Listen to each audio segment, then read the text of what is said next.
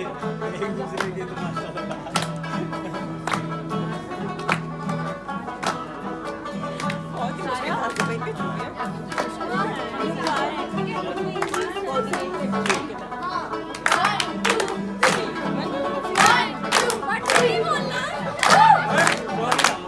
अच्छा वो उनको सिखा रहा था 1 2 3 बोलने लगे अब वो उनकी साथ